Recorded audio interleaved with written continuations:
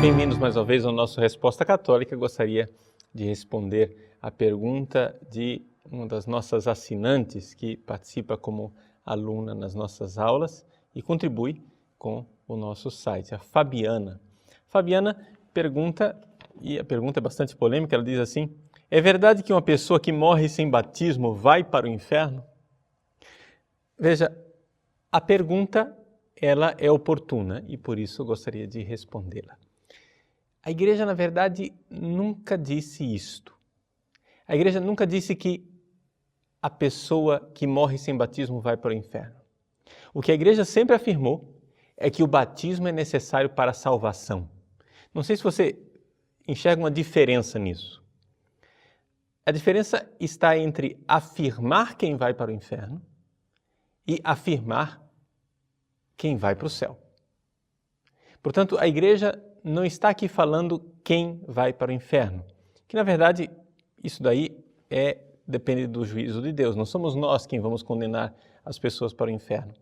Então a igreja não afirma nada a esse respeito, porque na verdade nada nos foi revelado a esse respeito. Nós não sabemos o destino das pessoas que morrem sem o batismo. No entanto, o que nós sabemos positivamente é que o batismo abre a porta para a pessoa participar da Igreja de Cristo e a pertença à Igreja Católica, a Igreja de Cristo, é necessária para a salvação. Você vai dizer, mas padre, isso é a fé antiquada, né? Isso aí o pessoal acreditava antigamente. Agora nós estamos em tempos modernos, depois do Vaticano II, com o ecumenismo, nós não temos mais essa visão fechada, bitolada. Bom, então não vamos pôr o carro na frente dos bois. Vamos entender uma coisa. O Concílio Vaticano II, sim senhor, o Concílio Vaticano II, na Constituição Dogmática Lumen Gentium, ensina isso que eu acabo de dizer.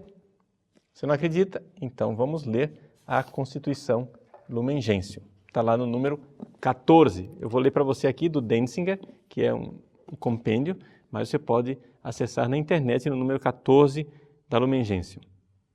Ele diz assim: baseando-se na Sagrada Escritura e na tradição, vejam que as posições da igreja nunca são só baseadas na Bíblia, né? São os protestantes quem respondem as coisas só baseadas na Bíblia. Nós cremos na Escritura e na tradição, com T maiúsculo. Ensina que esta igreja peregrina é necessária para a salvação. Esta igreja peregrina, ou seja, a igreja católica, é necessária para a salvação.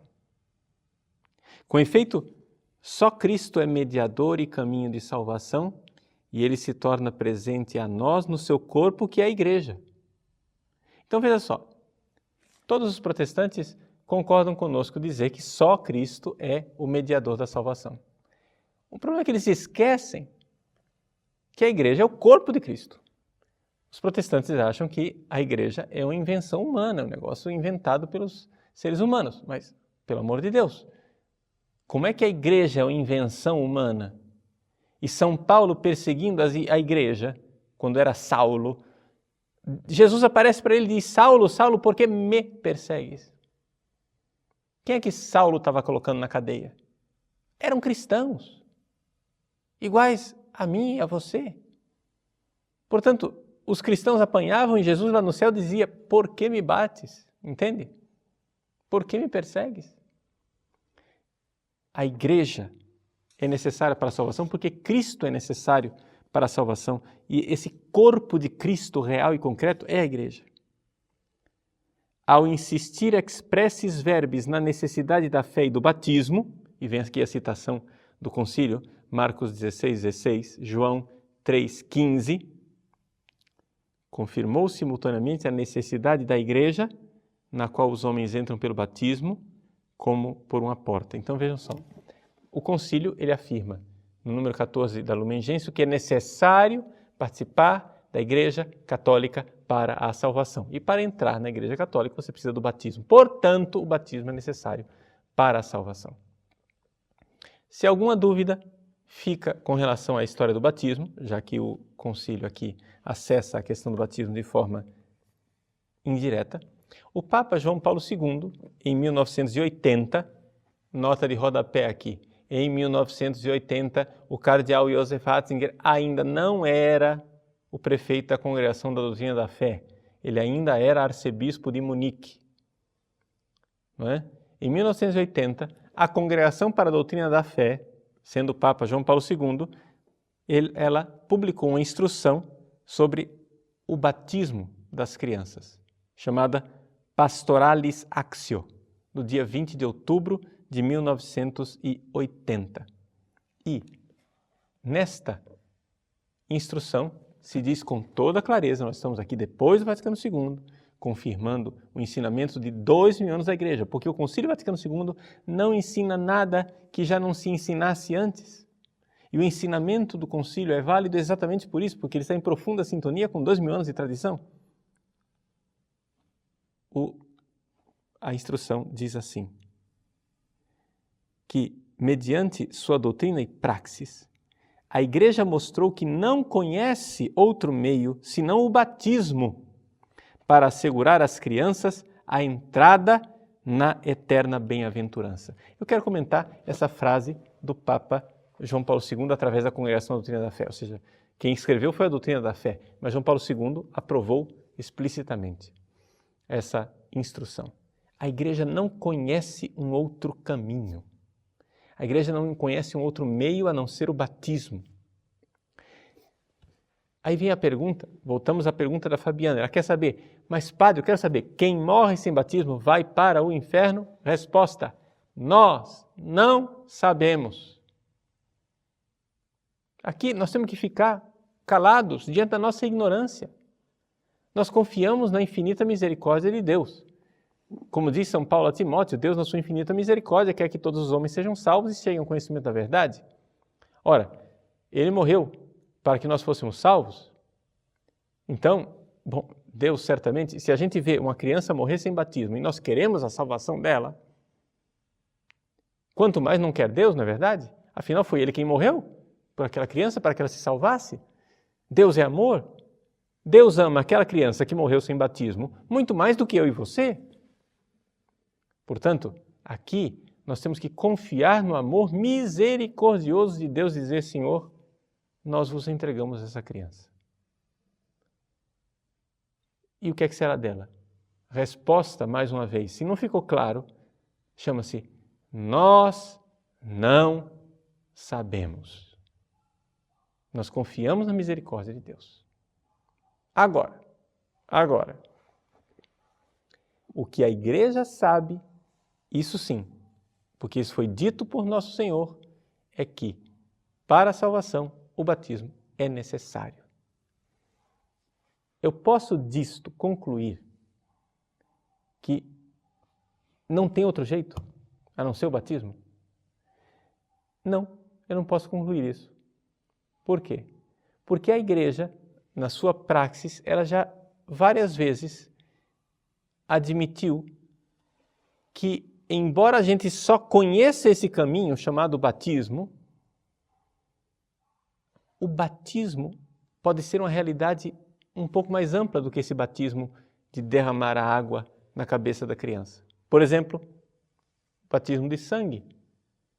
Catecúmenos que morriam antes de ser batizados, se dizia que eram batizados no seu próprio sangue. O batismo de desejo, pessoas que desejavam o batismo, mas não puderam ser batizadas, se dizia que havia o batismo. Aí a gente pode então se perguntar, bom, até aqui eu te falei a resposta católica. Daqui para frente é teologia, tá? Teologia quer dizer o quê? Um esforço humano de raciocínio, mas não é magistério da Igreja, é simplesmente teologia. Nós podemos imaginar teologicamente que, imaginemos um chinês, está lá na China, nunca ouviu falar de Jesus Cristo, nunca ouviu falar de igreja. Quem sabe, hipoteticamente, se ele recebesse o anúncio do Evangelho, ele se converteria, se tornaria cristão, se tornaria católico, mas ele não conheceu isso. Ele morre. Nós podemos imaginar que, já que ele morreu sem conhecer o cristianismo, não foi por culpa dele que ele não conheceu? Foi simplesmente porque nós não fomos lá pregar?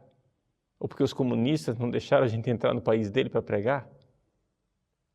Pois bem, ele que morreu sem o batismo e a conversão, eu posso dizer que ele está no inferno? A igreja não tem um ensinamento sobre isso. A igreja tem simplesmente a praxis, ou seja, a igreja concretamente faz o seguinte: ouve falar que uma pessoa está morrendo, a gente precisa batizar o quanto antes.